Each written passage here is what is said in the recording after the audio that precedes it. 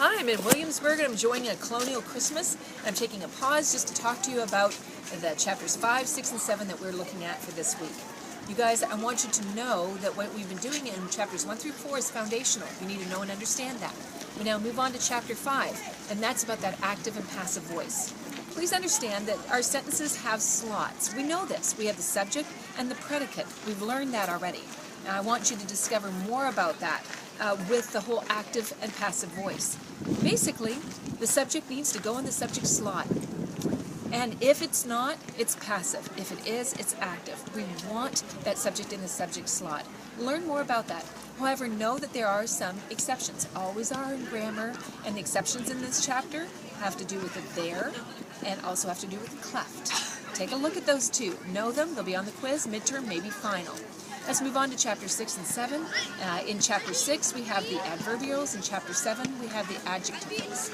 Now, way back in the quiz we took last week, I asked you a question. And the question was, within adverbials and adjectivals, do we just have adverbs and adjectives? And of course the answer is no. And we're going to learn all about that in chapter 6 and 7. We're going to discover that there are noun phrases, preposition phrases, verb phrases, there are clauses. Actually, those are the four things that are in common with both of those things. What you do need to know, though, is there are differences. The difference is that adverbials have adverbs and adjectivals have adjectives. Otherwise, the other four are common. So, learn more about that. Now, let me just pause for 1 second to just focus in on the whole clauses. You guys, a clause is an important element within a sentence structure to understand because it is a sentence. However, it can be part of a sentence or a sentence on its own.